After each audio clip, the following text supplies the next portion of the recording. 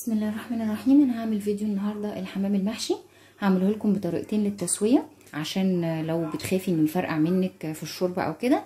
انا هقولك على طريقه حلوه قوي ليه. انا هقول بسم الله على طول في الوصفه. دي معلقه سمنه على زيت وفيها فصين مستكه، وهنا بشره بصلايه كبيره عليها رشه فلفل اسود. هسيبها بس كده تاخد لون ظهري واقول لكم بقى نعمل ايه. انا البصله خلاص خدت لون ذهبي، هنزل بالكبد بتاعه الحمام. انا مقطعاها صغير الكبد، بس القوانص انا ما حطيتهاش معاها، هقول لكم ليه، عشان ليها استخدام في الاخر. هسيبها تاخد تشويحه، وبعد كده هنزل بفنجان ونص رز مغسول. انا الكميه ديت تحشي حوالي 4 حمامات، يعني جوزين حمام بالظبط. انا هسيب بس الرز كده يتشوح تشويحتين. الرز اتشوح عندي هنا. انا هنزل بقى بالبهارات اللي عليه، حبهان مطحون وورق لورا مطحون وجبابه صيني ورشه جوز الطيب ورشه قرفه ورشه كزبره ناشفه وشويه ملح، عشان لسه هسوي ملح تاني في اثناء السلق بتاعه. والميه بتاعتي مش هساوي الرز سوا كامل، انا هحط ميه حوالي يعني فنجان الا ربع كده، علشان خاطر يستوي نص سوا، عشان طبعا يكمل سواه لما اجي احشي الحمام والرز يزيد جوه.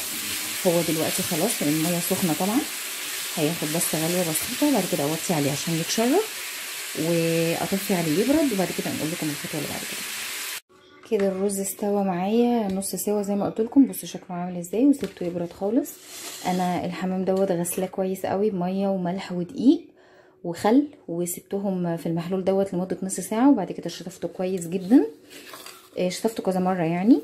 دي عندي هنا رشه فلفل اسود على ذره ملح، هسويتها بس كده من جوه ومن بره على كل الحمام عشان اضمن ان ميبقاش فيه اي حاجه، وان شاء الله مش هيبقى فيه ريحه زفاره خالص ولا اي حاجه. انا هقول بسم الله وابتدي في الحشو. اول حاجه بس هعمل الجناح ده كده عشان ما يضايقنيش وانا بحشي، ويبقى كمان شكله كويس واحنا ايه بنسلقه. بسم الله. انا مش هحشيه قوي، هرشرشه بس عشان ادي فرصه للرز ان هو يزيد بعد ما يستوي ويكمل سواه، وكمان عشان اضمن ان هو ما يفرقعش مني. زي ما انتوا شايفين انا حشيتها كده اهو ومرشرشاها، وصلت الحشوه من جوه لحد الصدر من فوق، وما حشيتهاش قوي. كل بس اللي انا هستخدمه هنا القنصه اللي انا قلت لكم مش هحطها في الخلطه بتاعه الرز، انا هقفل بيها بس كده، وبعد كده هدخل بقى الرجل الحمامه عشان اقفلها. بسم الله. والرجل التانية كده اهو،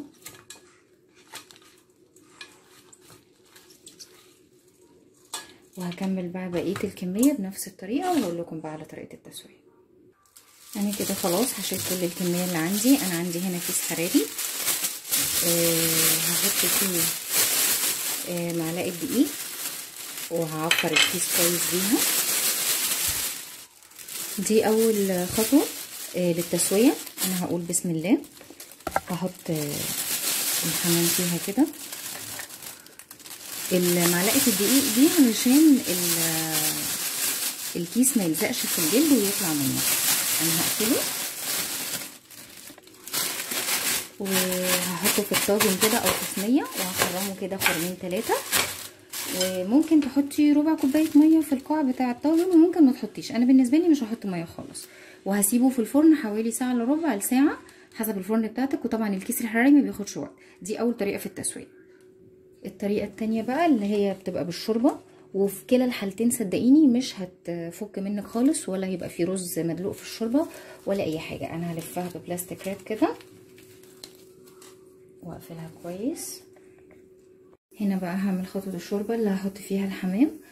بصله وجزره وورق لورا وحبهان وفلفل اسود وفصين مستكه وكمان عصره ليمون. واول ما الميه تغلي عندي هسقط فيها الحمام.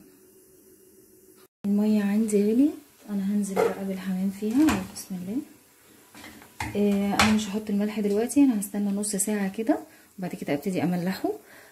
هسيبه ياخد غلوتين وبعد كده اهدي النار عليه، يعني هيستوي معايا من ساعه الا ربع لحوالي ساعه كده ل5 دقايق ل10 دقايق. وهطلعه لكم بقى علشان اقول لكم هنحمره ازاي ويبقى سر اللون الذهبي اللي بيجذب العين كده في المطعم.